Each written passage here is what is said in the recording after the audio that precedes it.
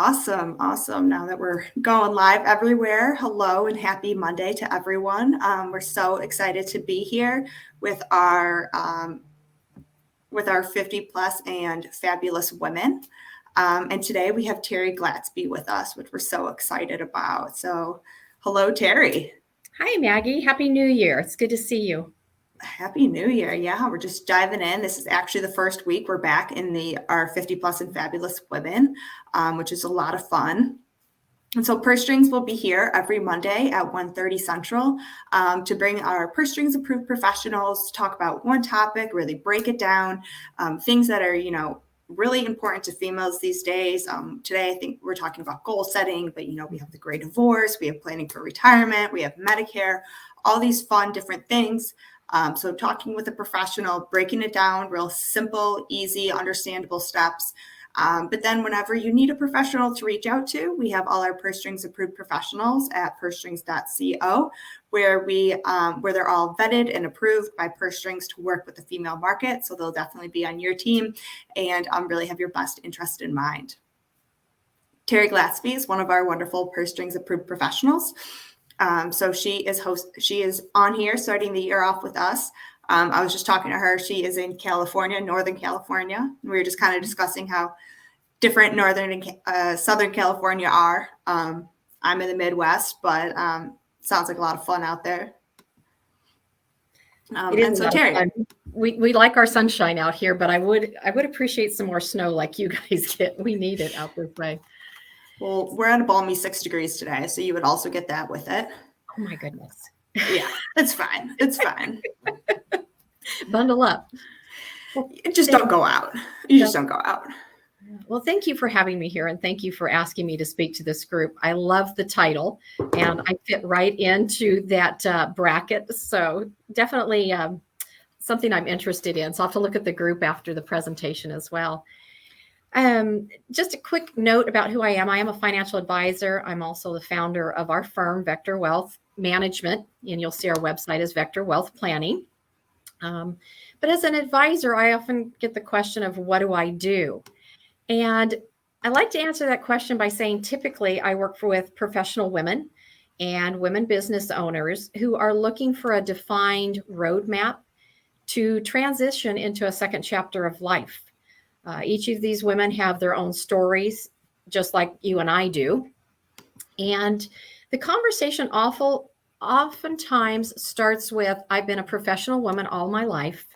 I've made decisions for many other people, but I now find that I'm in a place where I don't have answers. And that makes me feel uncomfortable. It gives me anxiety. I don't know what my future looks like, and I'm not used to being in this type of emotional state. And so that's why I love what I do, and I'm passionate about what I do, is because I work with these women and we develop a roadmap, a list of actionable items to get them back on course where they want to go with confidence and peace of mind and feeling empowered that they have control over their money.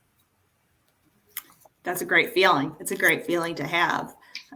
It's no fun not knowing where you're going to go or kind of what your future holds. So it's awesome to have professionals like you out there who can kind of help you break it down, at least on the financial aspect, to help you, figure out the next chapter. Exactly. And when you asked me to do this, I'll be honest, it was a little difficult because I thought, what 3 to 5 things could I talk to the women in this group about that would resonate with all of them? Because we see financial advisors on TV, we see them in magazines, on the internet, and they'll say, take these 3 to 5 things and your world will magically change and you'll have control over your money. I wish we had that magic wand. In many categories. Exactly. And so when I was thinking about today, I thought what I would really like to give to the group is a system that works. It's a system that I use with the women I work with that brings them this peace of mind, and it creates a list of actionable items that's specific to the individual. It's not a one size fits all. So that's my desire today, to have this conversation. And when we leave, each of the members in the group will feel empowered to take this solid step forward into managing their money, feeling that they have more control, and making 2022 just a really great year ahead. Awesome. I'm very excited for this. Yep, since we don't have a magic wand, we're just going to go right in and figure out, these steps to kind of get started. Okay. And if anyone has questions along the way, pop them in the chat and we'll get them answered. But yeah, let's start with step one, best spot to start. Okay. Before I give you step one, I'm going to ask a question. And the question is, what do you want that you currently don't have? So what do you want that you currently don't have? And I ask that because step one is looking ahead in your life over the next year, maybe 2 years, and identifying any significant event that may have a positive or negative impact on your life. So for example, maybe you've been working hard and looking to make a job change, a promotion that will take you to the end of your career. It's a significant change. And I get this question across the table. I've been interviewing, I've accepted a position, but I've got to move. I'm doubling my salary, but I don't know if it's the right move to make. So we identify this change so that we have time to plan. Because time is each of ours best friend or our worst enemy. If we're in the middle of a transaction and we haven't had time to prepare, to educate ourselves, to know what some of the solutions are, how do we know that that decision is really in our best interest? It's a decision, granted, but we may look back on it afterwards and say, if I had only known. And we know that old adage of hindsight's 20/20. So by encouraging my clients and the women I work with to look ahead and anticipate, it gives us that time to say, what can we do? What can I do for you to educate you, to bring solutions? And so you may negotiate a better deal. Maybe it's selling off a significant asset, or maybe like an investment property. Once you've sold that property and you've got cash in hand, your options of what you can do with that money are yours, but you have very few options on how much you're going to pay in taxes from all that gain. If we have this conversation beforehand, again, I can provide tools, or there are tools out there that you can take advantage of to where you reap more of what you've worked so hard for. So that's step one, is anticipating, looking ahead, having a conversation with your trusted professionals, whether it's your CPA, your advisor, or hopefully both, and know what you're going to encounter and make that good decision, and become a better negotiator for yourself too. Be a better advocate for yourself. So that's step two. I just want to jump in. I think that's really great, because I think a lot of times in these different transitions, it's our first time going through that process. So we don't always know what to be doing. So when you ask these professionals, you've worked with many people in this process. You've learned how to fine tune it and really improve it. And so working with the professional, you have that the book expertise of how it's supposed to be done by the books, but you also have that experience as well of how it's gone before, with other people, and that hands-on experience, which really makes a difference when you're making these big transitions. Absolutely. And I can't tell you how often I get the comment across the table, and again, professional women, professional business owners that say, can I ask you, am I the only woman that doesn't have my bleep together? And they're serious. They're like, I'm used to being in control, like I said earlier. And they go, I don't feel any sense of control. I don't feel like I have anything in order. And like you said, book knowledge is one thing, but the reality, and every transaction, every woman's story is different, is having that relationship with a trusted professional is where we get the answer specific to us, the answer that touches our heart, that touches our family. That's what's key. Mm-hmm. Anybody can read a textbook, but it doesn't mean that it's the right answer. Exactly. And then the last point I wanted to point out there was how you also talked about using multiple professionals. Yes. It's never just one professional. And one thing, even starting at this position, I never kind of clicked until one day it did and it made a lot of sense. Have your professionals talk to each other. They can call each other. It's not even a competition of business. It's a team, which is really essential to really make the best success. Absolutely. And if any of your professionals tell you that they have all the answers, that's just incorrect. And I'll give you an example. I used to work for a CPA firm, and I had to make a decision one day of, do I want to go and pursue my CPA license, or do I want to go and get my licensing for being a financial advisor? And the reason I became a financial advisor is because I wanted to be proactive planning with clients, not reactive planning. And that was the culture in the firm that I was in. So I know enough about taxes to be dangerous and to comment and ferret out discussion points with my clients, but I never assumed to be a professional in that arena. So having that team approach is so important, because we are experts in our own arena, but it takes that team, just like a football team. You can't get that ball down the field with one person. So right. I cannot stress having a team important enough. So awesome. The first step is really that one size doesn't fit all. So kind of have these conversations, talk with your professionals, and really kind of go through it. Exactly. So step two. Step two goes back to being your own advocate again. And I'm going to challenge each of us in this group with a question that says, do you know your numbers? So Maggie, if I ask you how much you spent on a purse or pair of shoes that you recently bought, I'm sure that you could give me the amount down to the penny. Am I correct? Pretty close, yeah. Okay. If I asked you, do you have enough money in the bank to retire when you want to, could you confidently tell me yes? No. I mean, I know I don't. Okay. So the difference between these is the things that we're passionate about is where we put our time, energy, and effort. Retail shopping, being out with friends, something like that is passionate. It fills us with joy, fills us with contentment. Talking about our numbers does not. But yet our numbers is what gives us the satisfaction in life, particularly for women that are wanting to enter the second chapter. Mm-hmm. If we're not confident, we may delay going into the second chapter and say, why did I wait so long? Or we may jump a little too soon and the impact's negative. If we had just waited 6 months or a year, the outcome and moving into the second chapter could be much greater. So in knowing your numbers, and I know people are going to say, oh, she's going to bring out that B word. I know she's going to say budget. And you're right and you're incorrect. So I never talk about budget with my clients. What I talk about is a spending plan, because a spending plan is what our lifestyle is. Know what your total income is to your household from your job earnings, maybe rental income, alimony, whatever your situation is. Take out the necessities, mortgage, food, utilities, auto, the must-haves. The rest is your spending plan. And you decide what that spending plan is going to look like.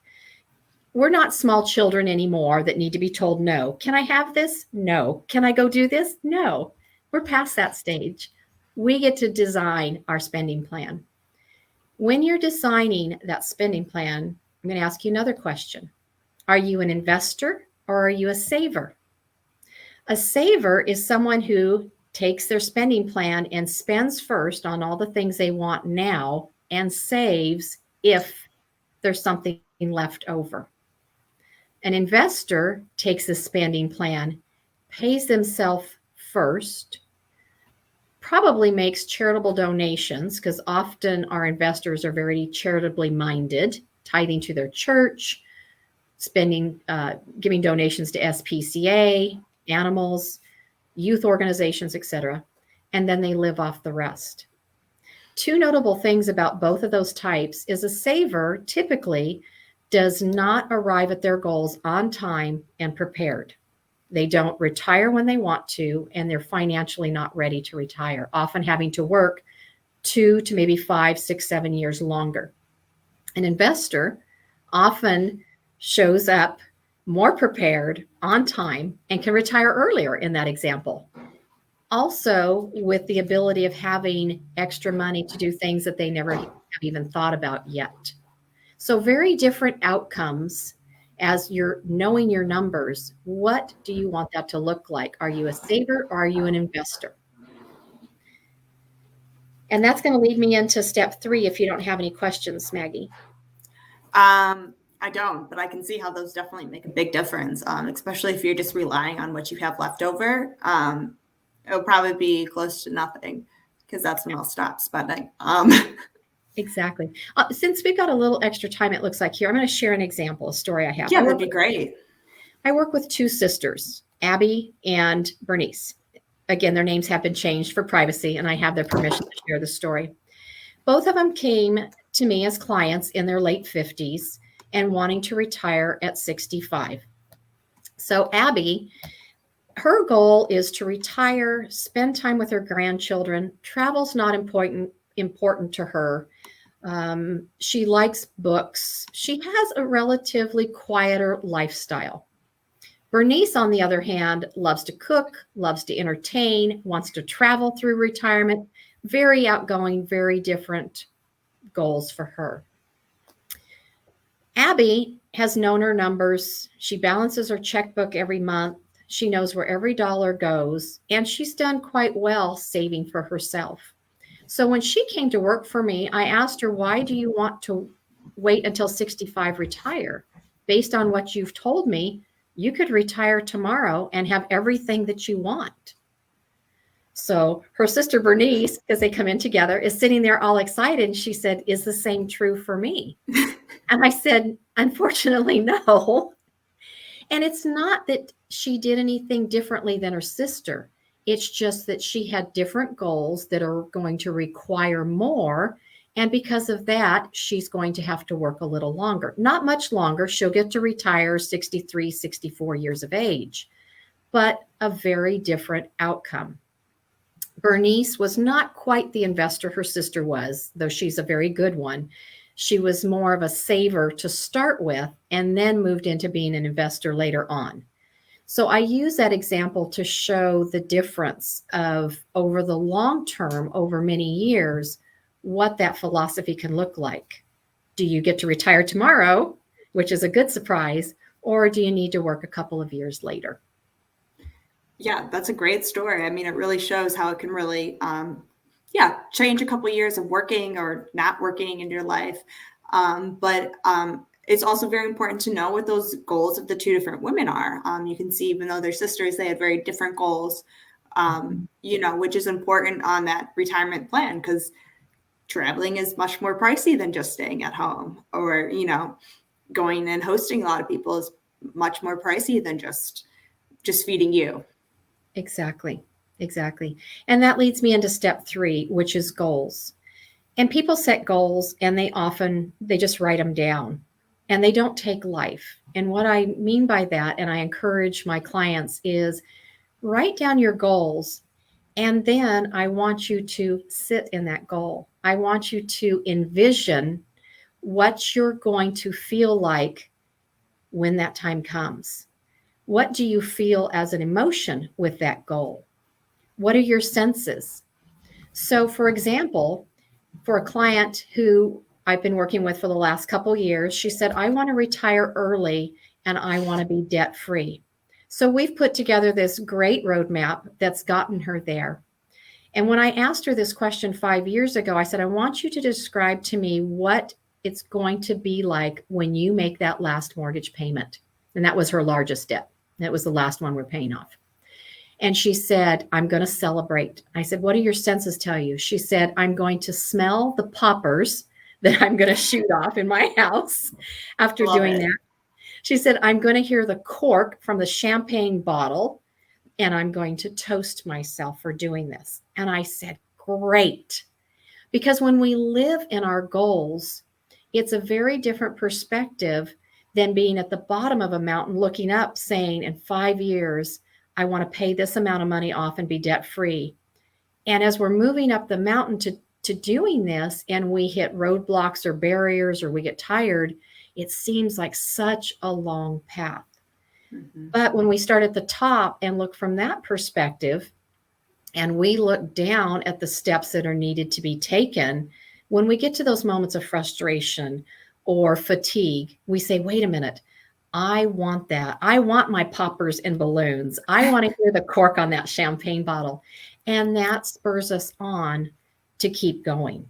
And then after a period of time goes on, we start realizing how close that goal really is. So if we will live in the goal rather than just writing it down, it changes our perspective. And most times, rather than not, those goals are achieved faster because we put passion, we put energy into them. So another example of just one of my clients and how we work through this system together of how we start the year and say, how are we going to make a solid, positive impact on your future, on your money?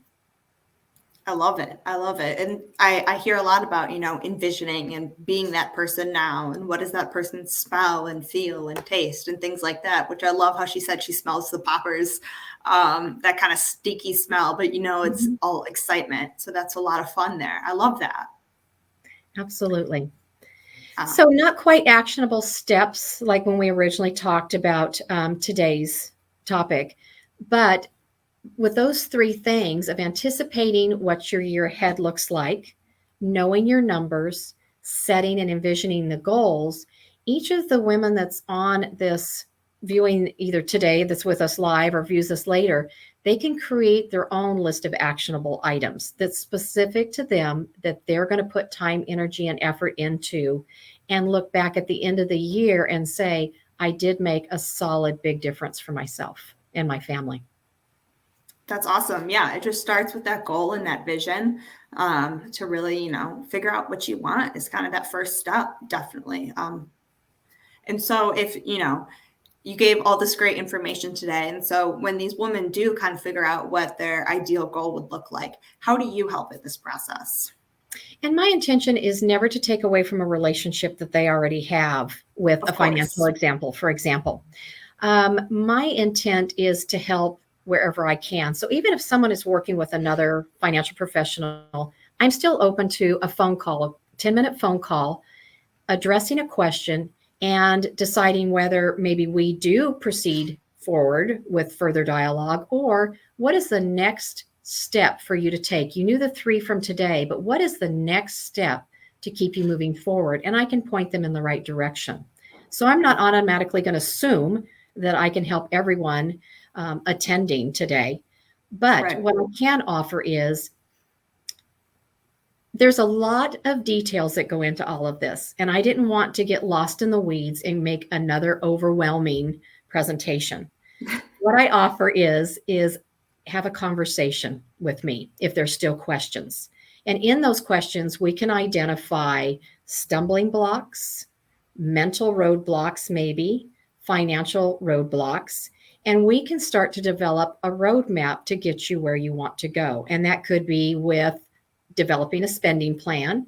It could be just consolidating all of your financial matters into one place so they're more easily manageable. Maybe it's talking about how do I bring a spouse or a significant other into the conversation so I don't feel that I'm alone in making all these decisions. It could be working with your CPA that says, here is a situation, here are the tools that we have, what are the outcomes, run the projections for the client, and then let's make some decisions.